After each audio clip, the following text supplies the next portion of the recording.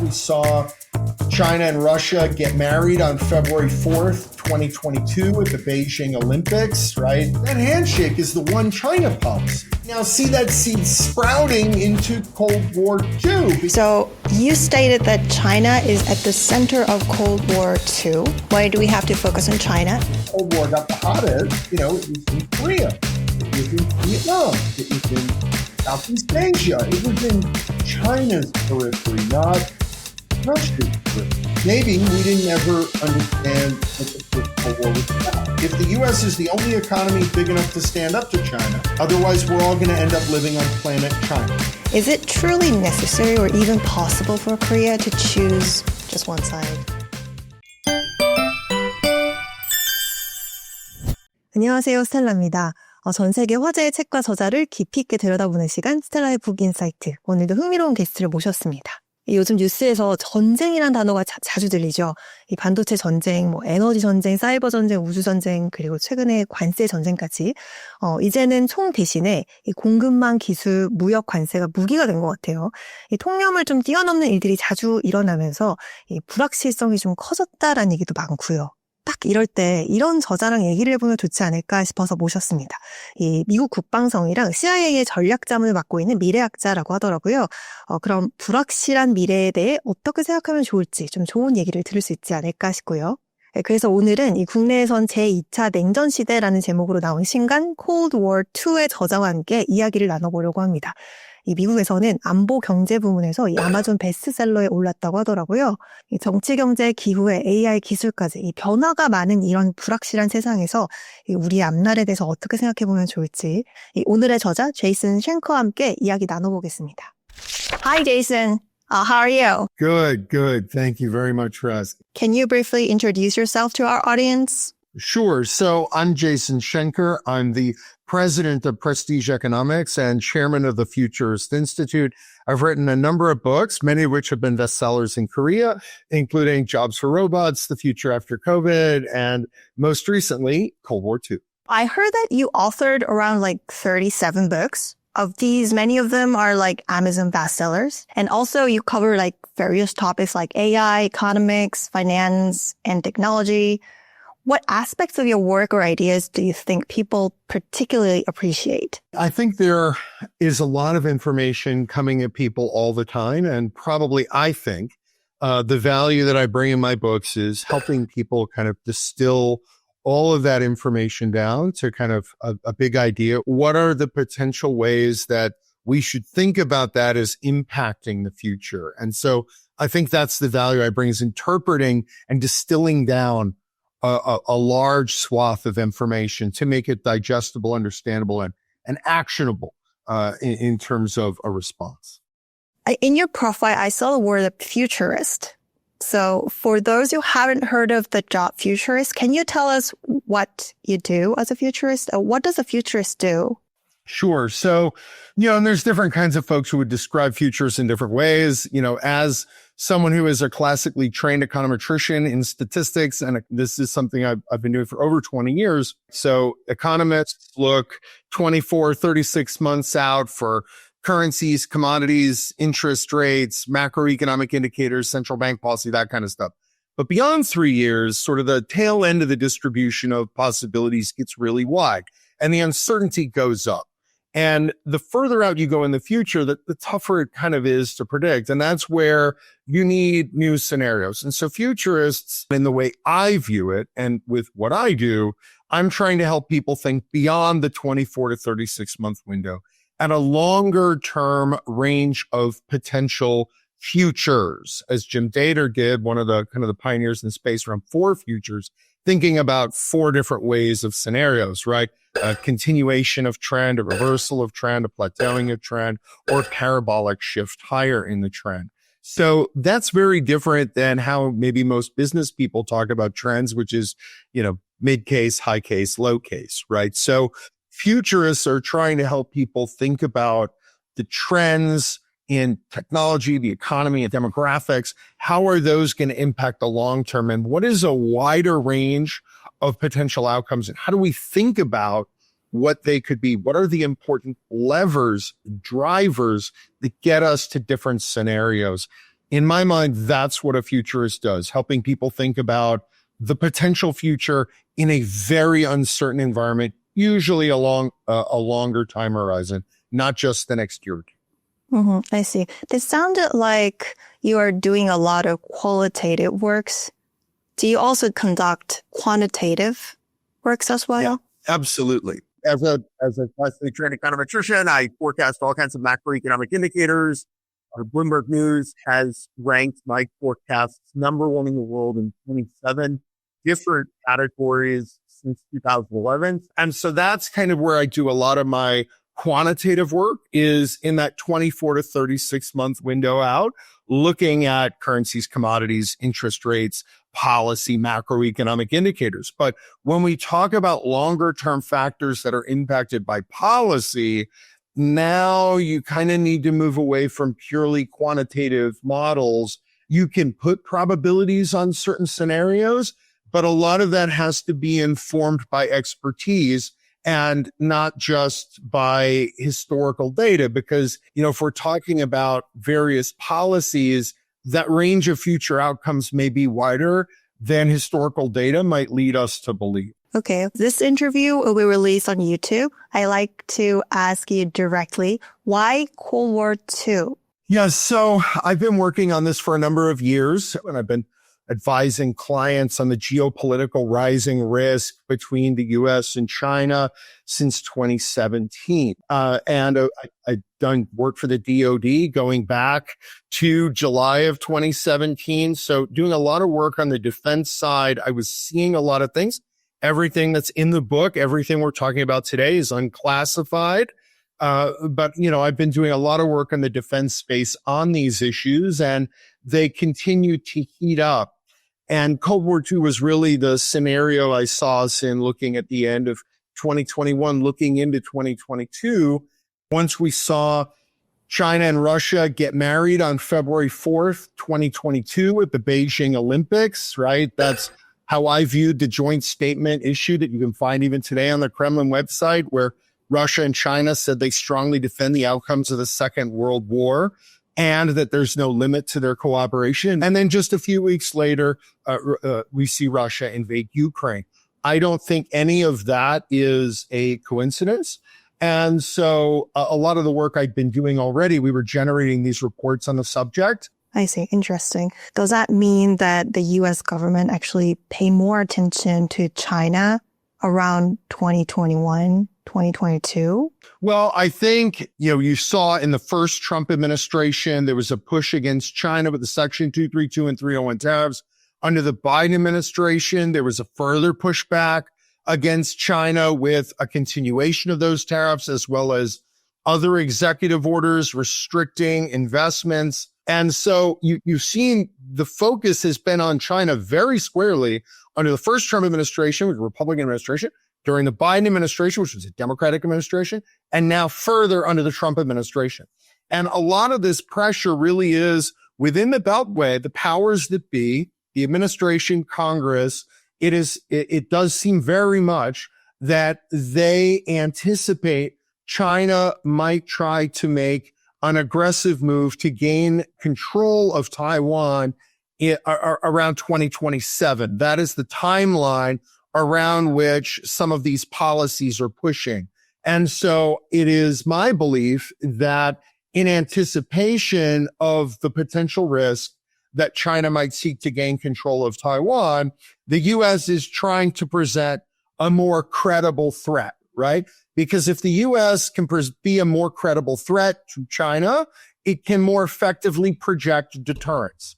And even though you might say, well, the trade and the tariff things, all this stuff is very expensive, but it's infinitely cheaper in many ways than World War III would be. And if U.S. policies pushing on China can get China to rethink a timeline under which it might try to gain control of Taiwan by force, or if it may be able to get China to completely rethink gaining control of Taiwan by force, which obviously would be a best case scenario, that's worth doing. And that is what I believe we see in U.S. policies. It is an attempt to strengthen U.S. economic security and U.S. economic self-sufficiency, one of the two key parts of economic security, right? There's national security. Part of that's economic security. Economic security has two parts, economic power, right? But then there's economic self-sufficiency, which is the other part of economic power. And this is where the U.S. is weaker. And this is where the U.S.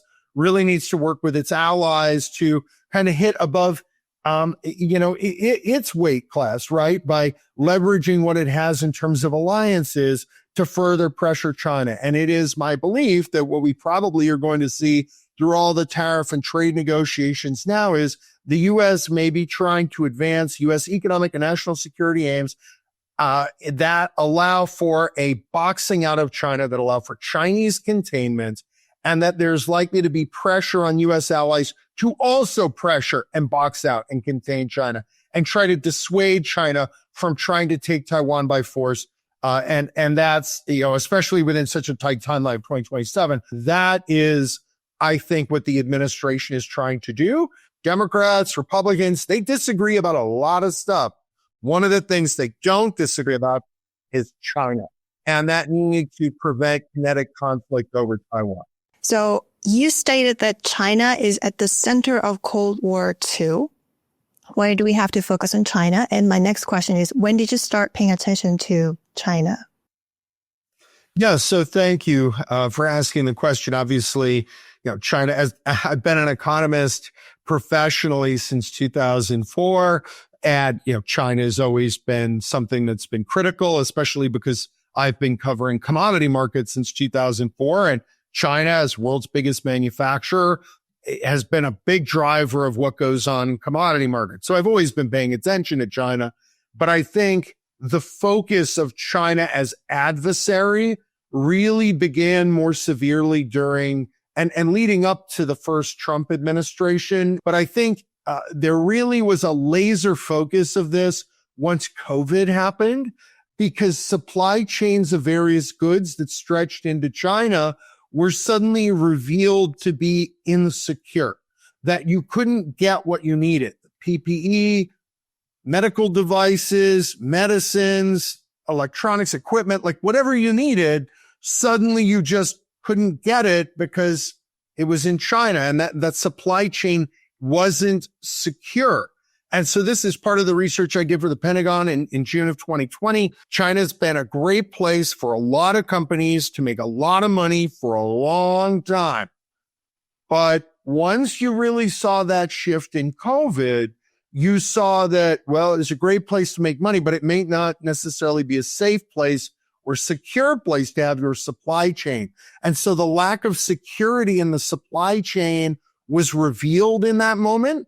And that really kind of changed policies, the further, I think further internal politics within China, where Premier Xi is now a premier for life, right? This is very different than what we had previously seen in China, but some of the power consolidation changes, I think those things also forced a U.S. re-examination of the political relationship with the U.S. and China.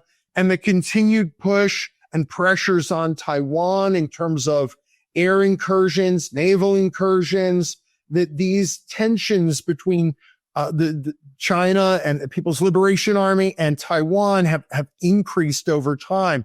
All of those things have been accelerating in not just a continuation, but an acceleration of tensions. I think those factors really made China a top concern. Mm-hmm. I can see that. But the China actually pursued the Belt and Road Initiative for a very long time. How do you view China's initiatives like this, the Grand Initiative, and their recent changes and movements?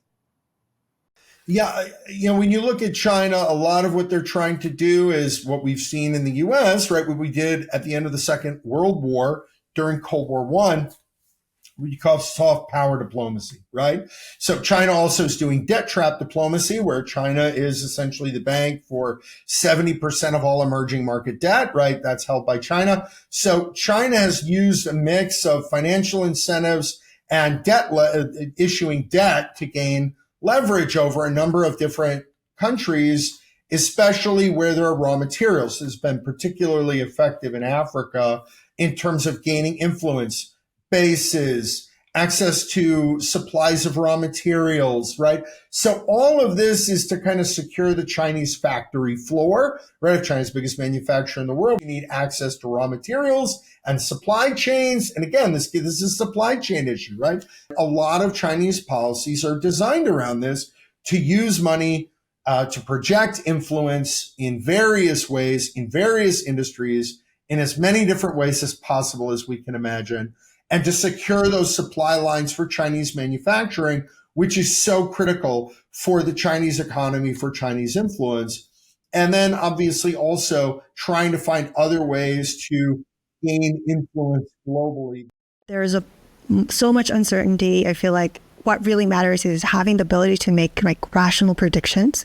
So I think the more we understand your framework, the more takeaways that readers can find from your book. So my question is, when you tackle these subjects, what's your approach and how do you structure your thinking when you're actually building your argument?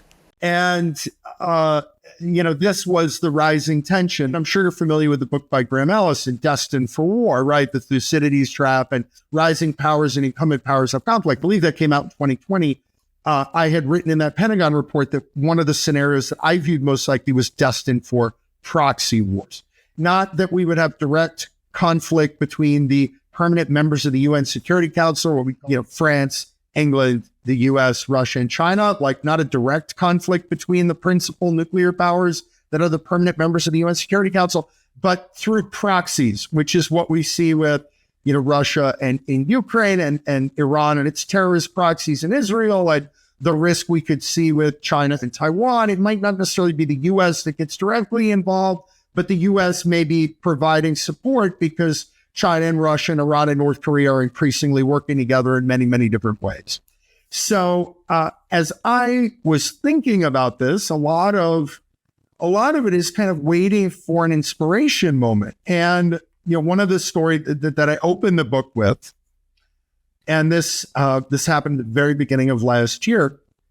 I was in Yorba Linda, California, and I was at the Nixon Library. And everywhere you go, there's the picture of Nixon shaking hands with Zhou Enlai in the tarmac in 1972, February of 1972, 50 months before Russia and China get married at the Beijing Olympics. It's the end of Cold War I, right? Or it's the end of the Cold War, right? And in that moment, I'm like, well, no, it's not the end of the Cold War. It's the end of Cold War I.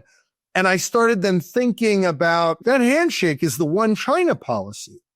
And that one China policy is the seed that is sown that ends Cold War I, but we now see that seed sprouting into Cold War II because now China wants that one China and the one China policy, which was so ambiguous before, and that was part of the handshake deal. It's been 50 years since the handshake, and China wants to cash that check.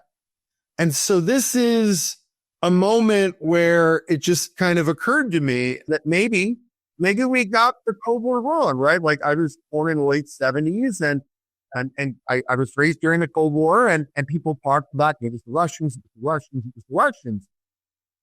But, in hindsight, if we think about where the Cold War got the hottest, it was in Korea.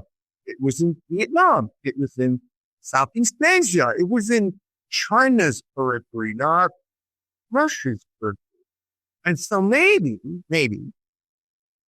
we didn't ever understand what the first Cold War was about, right? And Americans, Eurocentric, we think, oh, it's heavy about Russia. Well, maybe it wasn't. One conflict with a 50-year armistice to answer, not the Russia question, to answer the China question.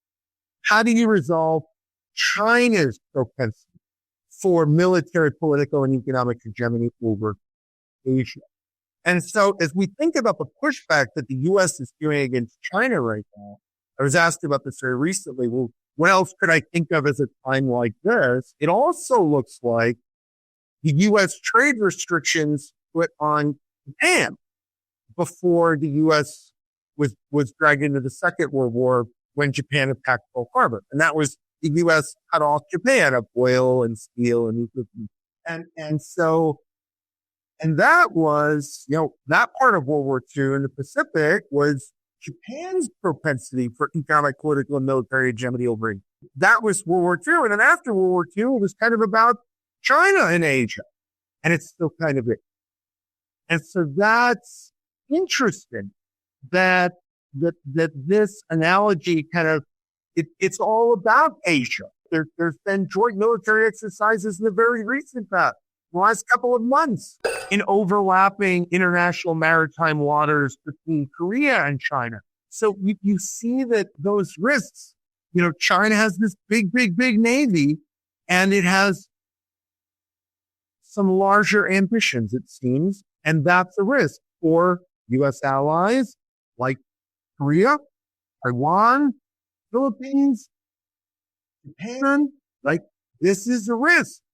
And it's a significant risk, not just to our allies because they're our allies, but also for some of our most critical supply chains, thinking back to ICT industries, and how important that is, like Taiwan, Korea, truly, it does really impact the U.S. And while in Europe, the focus is on Ukraine and Russia, and I do believe that is another front of Cold War II. It might be the first front. The Israeli-Iranian front is the second front, and China and Taiwan is the third front. I see. Then based on your argument in your book, how can we understand the recent U.S.-China, the competition, deglobalization kind of trend, and also the U.S. tariff? Do you think it will be successful? In my opinion, the Trump administration is operating on a realpolitik framework where there's an outcome-driven motivation. What is the outcome? Well, the outcome is, well, it could be a bunch of different outcomes.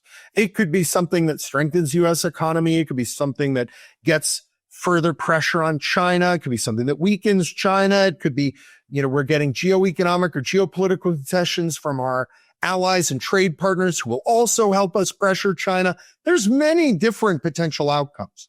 I don't think the administration has very specific goals, which is why I don't think they're following a specific process. They're outcome focused, not process focused, which is why for much of the world, this looks like a very uncertain and chaotic process, but it's an ongoing negotiation. And the goal is put the U.S. in a more advantaged position than China. Because the thing is, if the U.S. is the only economy big enough to stand up to China, the U.S. has to do it. Otherwise, we're all going to end up living on planet China. And I don't think that's anything anyone in the U.S. or Korea, Japan, Taiwan, almost any country wants. And that's, I think, what we're looking at here is a realignment of priorities. During this uncertainty, you're seeing other changes in policy that are strengthening U.S. and allied positioning.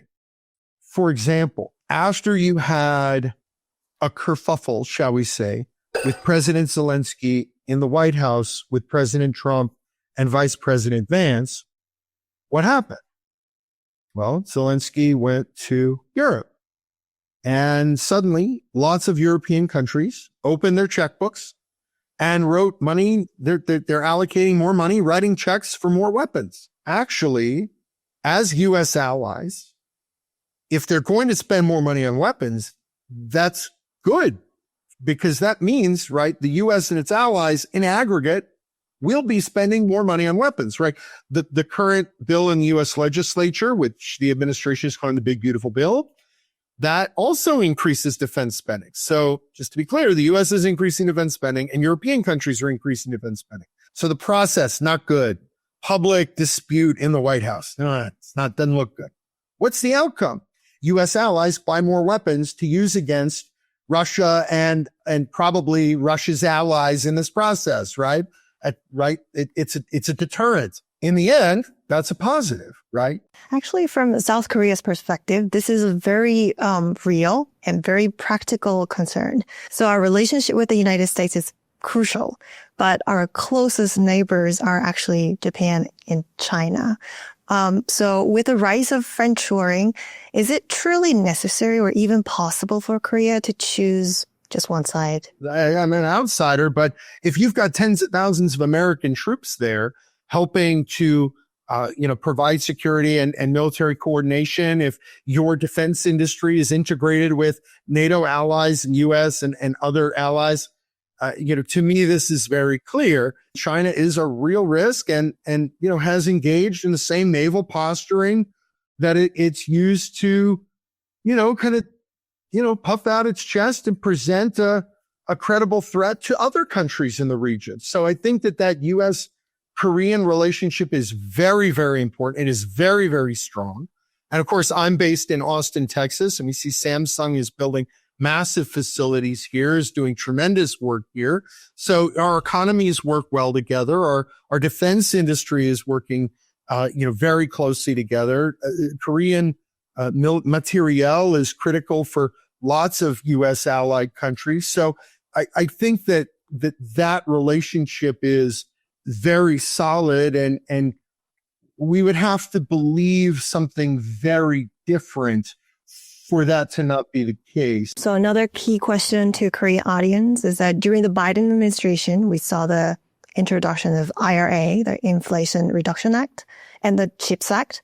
Now, under Trump administration, we're seeing a little bit of shift towards even more assertive industrial protection policies, like a revised CHIPS Act or new tariffs. Do you see these U.S. industrial policies targeting semiconductors and electronics as a more of a threat or an opportunity for South Korea? Well, I think all of this is in flux. And if we think about the trade policies between the U.S. and tariffs, and this is all up for negotiation, I think and suspect that probably the administration wants Korea to divest its supply chain further from China, wants assistance in pressuring China, because after all, if Korea or Taiwan or any of the other countries in Asia would be at risk from Chinese military forces, asking for assistance in economic pressuring seems to be a small ask compared to what the future may require. And I think in the United States, there's going to be further incentives to encourage Korean and other U.S. allies to make investments, to build facilities in the United States, friendshoring not just in foreign countries, but our allies to build more facilities in the United States to help us wean ourselves off of China.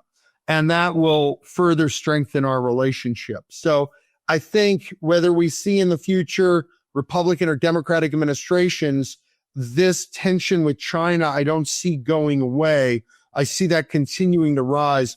The form in which we see a working relationship and incentives for Korean companies to work with the U.S., for the governments to work together, for research, for technological sharing, for investments in cross-border trade. The administration, I think, and Congress in the United States are looking at is 2027 is the year they believe China wants to take forceful control of Taiwan, and that is 18 months from now. So that's right around the corner, and maybe you don't have effective deterrence, and then you end up in a conflict. So I don't exactly know how all the trade negotiations and investment policies are going to work out, but I do believe this is the fundamental driving vision, which is project effective deterrence to prevent a kinetic conflict with China. In the last year of the Second World War, the United States allocated 40% of its GDP to weapons and materiel. Today, 40% of U.S. GDP is $12 trillion. So this is what we're all trying to avoid, not just obviously massive loss of life from kinetic conflict. There's a technological iron curtain that's been falling between the United States and China for years. But if there's a kinetic conflict that breaks out because China blockades Taiwan, you're going to have economic amputation at the global level. I see. Yeah. And I also find that the tech race between the US and China is really heating up, especially in AI and robotics. What do you think is the most underestimated technology or a tech trend in this US-China tech rivalry right now? Well, look, there's three ways you get economic growth, and this is a Nobel Prize winning theory, the solo growth model, right? There's capital, there's labor, there's technology. Technology is one of those key elements of economic growth, a big productivity lever, right? We see it, even though there are low birth rates in Korea, in Japan, in China. How is their economy still growing? Well, there's lots of technology, right? You don't just need people. AI and robotics provide great productivity levers. And I think we're going to see going forward that U.S. allies with high-tech focus, Korea, Taiwan, Japan, these are going to become more critical. And of course, other allies that are so critical, like Israel, where cybersecurity is a really critical part of their technological base. That's going to become increasingly important as well. So I think countries that are occupying technological positions of the fulcrum and countries that are on the leading edge or the bleeding edge of technologies, whether it's AI, robotics, microprocessors, semiconductors, smartphones, whatever, all of that's productivity levers. And all of that leads to more growth. And that's why there's such a big race for AI and robotics, because, it doesn't matter how many people you have. To a certain degree, you're able to punch above your weight if you've got more tech boosting you. Okay. Then looking further ahead, say like over the next 10 years, what do you think will change the most? And what do you expect will remain unchanged? A lot of things are going to change. You're going to see a lot more tech in a lot more jobs. You're going to see much higher productivity going forward. You're also going to see a prioritization at the national levels, grand strategy for a lot of countries will become increasingly focused on national security and geo-economic alliance. I think those things change a lot in the next 10 years. You said a lot more productivity and a lot more jobs. 15 years ago, if you asked someone what they wanted to do out of college, maybe they said they would have wanted to be a consultant. None of them would have said they want to be a social media marketer. It didn't exist yet. But 10 years ago or 7 years ago, you asked someone, what do you want to be when you graduate college? They say, I want to be a social media marketer. And that would have been true 3 years ago. Now, if you ask them, they tell you, I want to work in AI. I want to be an AI coder. I want to be a prompt writer, right? That's right. So what's going to happen in 10 years? More permutations of the technology impacting new jobs that incorporate technology in new and different ways. So that's what really contributes to economic growth, is the technology piece allows for the economy to grow faster than just population dictates. So that's going to be big. And of course, there's AI, which is on the software side, but there's also going to be a need for automation, physical leverage, right? To do the physical work in facilities, in manufacturing, in logistics, supply chain, transportation, material handling, all of that. You're going to see more of that automation going forward. So I see that in the labor force and that in the economy. Some more positive growth driven by lots more technology. And that's why China and the U.S. are kind of in this technological arms race. And because economic security, economic power is one of the big levers of national security. So whoever gets the best technology will have stronger economic power, better economic security, and stronger national security. The second piece is a political prioritization around national security. We are no longer in global peacetime. And at Cold War II, we see the alliance between China and Russia, Iran, North Korea. That's integrating in a rapid way across multiple dimensions: financial, commodity flows, technology transfers, nuclear coordination, all kind of material development and research, right? You see all of those things working together increasingly. And that means if you want to have that credible threat, you want to have effective deterrence, you want containment, just like in Cold War I, which means the countries are going to have to prioritize working together to create a very united front of military and national security to dissuade those countries from being a victim. That's the goal. You don't want to beat them in a war. You don't even want the war to start. That's the goal. So what do you hope your readers, especially those in Korea, will take away from your book? I think the most important thing to take away is a way to think about various scenarios in this environment. It's a framework to think about the challenges we're seeing. The data's there showing the coordination between Russia, North Korea, Iran, China. And I would want Korean readers to be prepared for what could be the most important time for conflict risk in history, because there are more countries with nuclear weapons. These are the same parties that we saw in Cold War I. Now they have better technology, better weapons, more weapons, better communication that will require us to work together. And I think I would want Korean readers to take away from this how important this is, and that what's at risk, it looks, in many ways, it looks like it did in the 1920s, that, you have a rising power in Asia that's looking to exert hegemony over Asia. And it's China this time. That China is a real, growing, substantial risk. Military conflict is becoming an increasing risk. And the only way to dissuade that is increased coordination and providing a credible threat to being effectively deterring war. Okay. Lastly, is there anything you'd especially like to say to your Korean readers?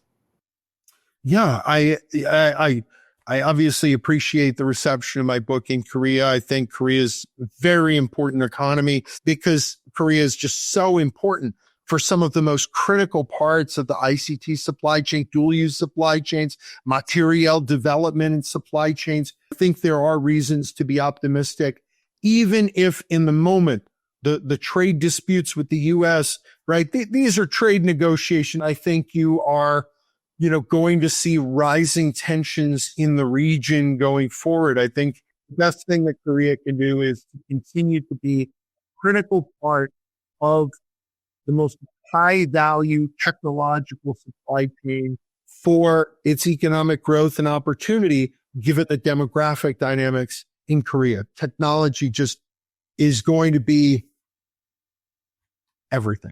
It was a very, very interesting conversation. Thank you, Jason. Thank you for having me here today. And I thank all my readers in Korea. I hope you all find the book insightful and useful for framing this time of high uncertainty. Thank you. 오늘의 북인사이트 어떠셨나요? 지금 이 시점에 특히 흥미로운 이야기가 아니었을까 싶은데요. 그럼 스텔라의 북인사이트 다음에도 흥미로운 저자와 함께 찾아오겠습니다. 좋아요, 댓글도 많이 달아주시고요. 우리 여기서도 자주 오래 봐요.